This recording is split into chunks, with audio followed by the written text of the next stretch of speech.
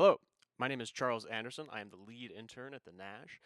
I am going to be playing the 2025 All-State Jazz Etudes for you today and giving you some tips and tricks on how to get them done.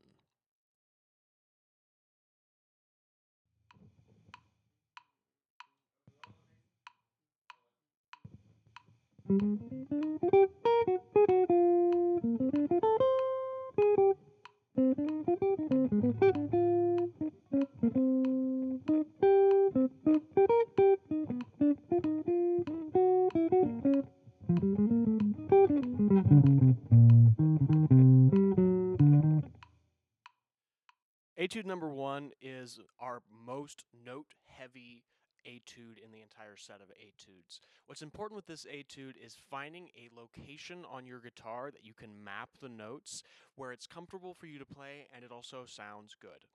So I would urge you to not play this etude in the first 5 frets of your guitar. Now, if you don't have those notes figured out yet, don't worry about it. But from here, the 5th fret to the 10th fret, timbrally, your guitar is going to sound the most appropriate and it's going to sound the nicest right in this little range right here.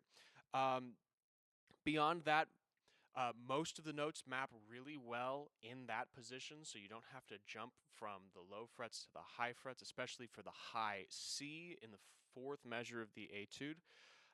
The only position finagling that you'll have to work out is on the very last line, where the notes don't really map very well to fifth position here.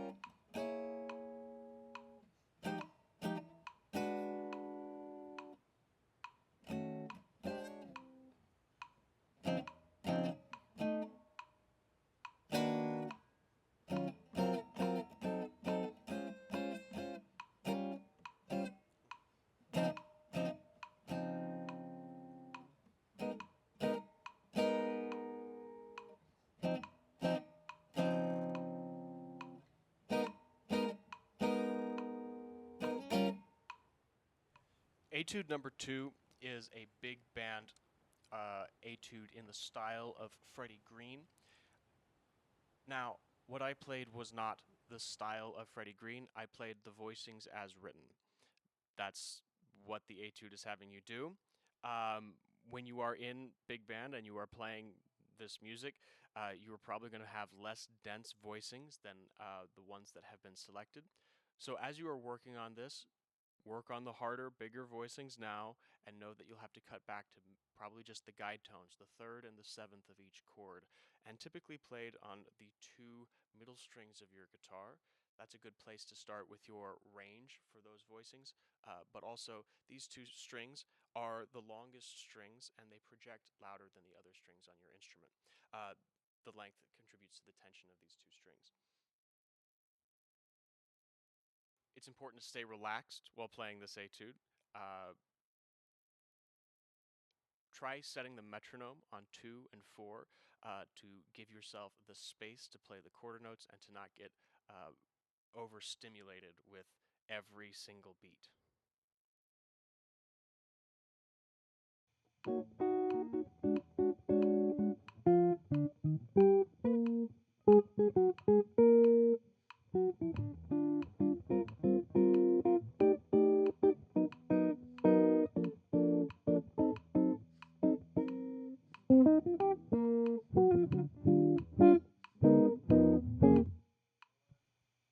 Etude number 3 is a samba. I elected to use my fingers to play this exercise simply because switching from the chordal passage to the melodic octave passage is particularly difficult to get to sound good with a pick. So when you're playing this style of samba, you'll want to be thinking of your thumb and your index, middle, and ring finger as two separate groups. So you'll have a thumb and you'll have these other fingers. This is the basic samba pattern that you'll be doing with your right hand. It'll be bum bum bo bum bum bum bo bum bum bum bum bo bum bum bum bo bum bum.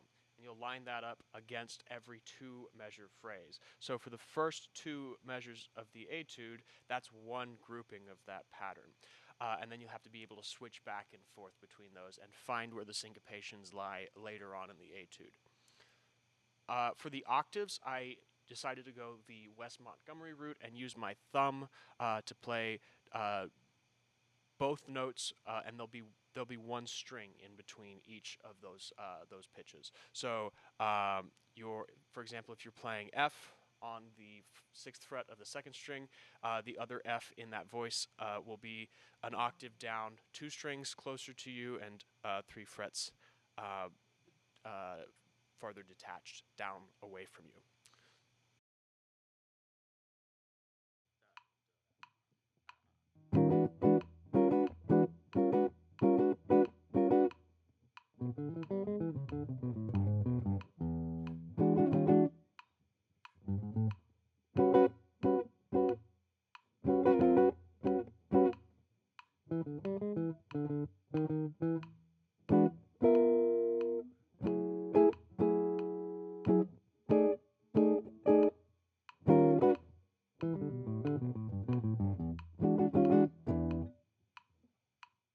Etude number 4 is a funk etude.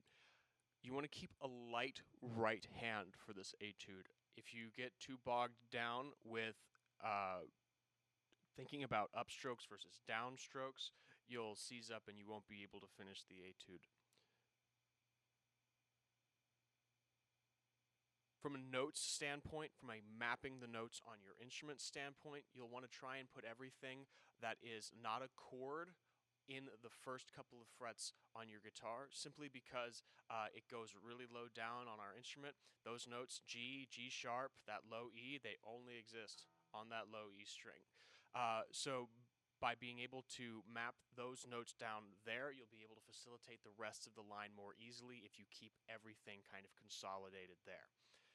As for the last set of measures, the very last stave, there's this line that's a descending E minor pentatonic scale. You'll want to play that right on those bottom 3 strings and be able to play the notes D and A and E just on the open string. It'll be a lot easier to facilitate.